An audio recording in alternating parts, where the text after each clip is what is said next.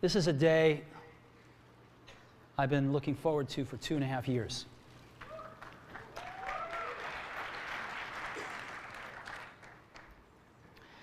Every once in a while, a revolutionary product comes along that changes everything.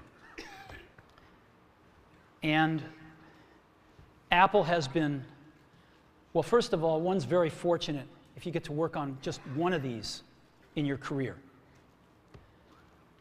Apple's been very fortunate. It's been able to introduce a few of these into the world. In 1984, we introduced the Macintosh. It didn't just change Apple, it changed the whole computer industry.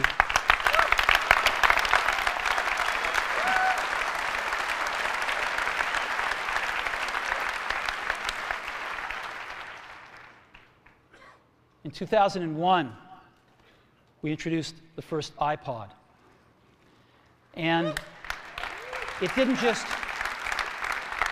just change the way we all listen to music. It changed the entire music industry. Well, today, we're introducing 3 revolutionary products of this class. The first one is a widescreen iPod with touch controls.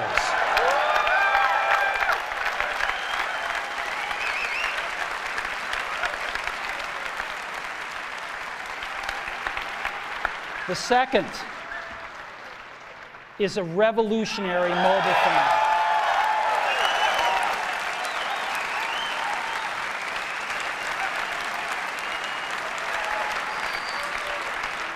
And the third is a breakthrough internet communications device.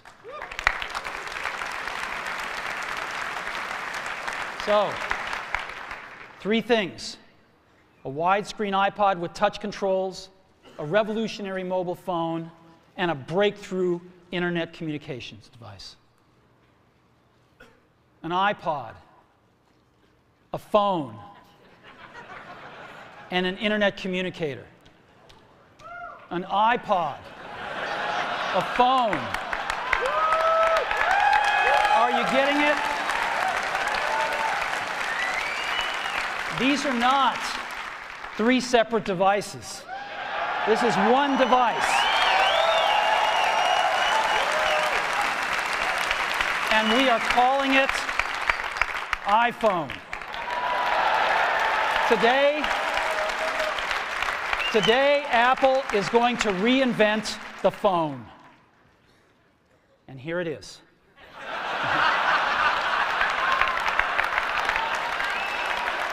No.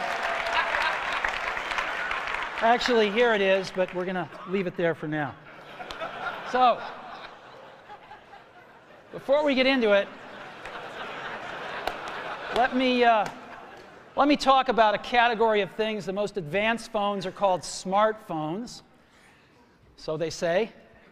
And they typically combine a phone plus some email capability, plus they say it's the internet, sort of the baby internet, into one device. And they all have these plastic little keyboards on them. And the problem is that they're not so smart and they're not so easy to use. So if you kind of make a Business School 101 graph of the smart axis and the easy to use axis, regular cell phones are kind of right there. They're not so smart and they're not so easy to use. But smartphones are definitely a little smarter, but they actually are harder to use. They're really complicated. Just for the basic stuff, people have a hard time figuring out how to use them. Well, we don't want to do either one of these things. What we want to do is make a leapfrog product that is way smarter than any mobile device has ever been and super easy to use. This is what iPhone is. Okay? So, we're going to reinvent the phone. Now, we're going to start with a revolutionary user interface. Is the result of years of research and development. And, of course, it's an interplay of hardware and software. Now, why do we need a revolutionary user interface? I mean, here's 4 smartphones, right? Motorola Q, the BlackBerry, Palm Treo, Nokia E62, the usual suspects. And what's wrong with their user interfaces? Well, the problem with them is really sort of in the bottom 40 there. It's this stuff right here. They all have these keyboards that are there whether you need them or not to be there. And they all have these control buttons that are fixed in plastic and are the same for every application. Well, every application wants a slightly different user interface, a slightly optimized set of buttons just for it. And what happens if you think of a great idea 6 months from now? You can't run around and add a button to these things. They're already shipped. So what do? It doesn't work because the buttons and the controls can't change. They can't change for each application, and they can't change down the road if you think of another great idea you want to add to this product. Well, how do you solve this? It turns out we have solved it. We solved it in computers 20 years ago. We solved it with a bitmap screen that could display anything we want, put any user interface up, and a pointing device. We solved it with the mouse, right? We solved this problem. So how are we going to take this to a mobile device? Well, what we're going to do is get rid of all these buttons and just make a giant screen. A giant screen. Now, how are we going to communicate this? We don't want to carry around a mouse, right? So what are we going to do? Oh, a stylus, right? We're going to use a stylus. No. No. Who wants a stylus? You have to get them and put them away and you lose them. Yuck. Nobody wants a stylus. So let's not use a stylus. We're going to use the best pointing device in the world. We're going to use a pointing device that we're all born with. We're born with 10 of them. We're going to use our fingers. We're going to touch this with our fingers. And we have invented a new technology called multi-touch, which is phenomenal. It works like magic. You don't need a stylus. It's far more accurate than any touch display that's ever been shipped. It ignores unintended touches. It's super smart. You can do multi-finger gestures on it. And boy, have we patented it.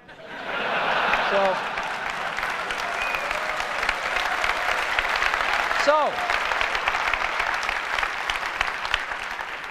we've been very lucky to have brought a few revolutionary user interfaces to the market in our time. First was the mouse.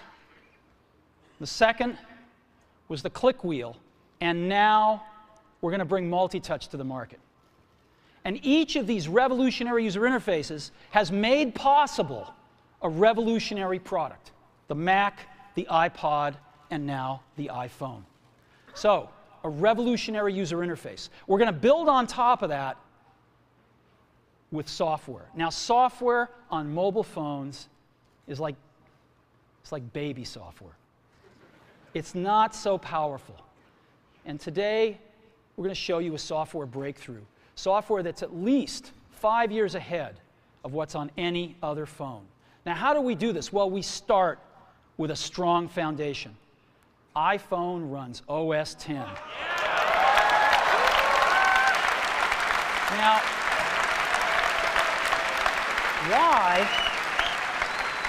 why would we want to run such a sophisticated operating system on a mobile device? Well, because it's got everything we need.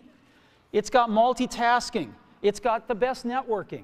It already knows how to power manage. We've been doing this on mobile computers for years. It's got awesome security. And to write apps, it's got everything from Cocoa and the graphics, and it's got core animation built in, and it's got the audio and video that OS X is famous for. It's got all the stuff we want, and it's built right in to iPhone. And that has let us create desktop-class applications and networking, right?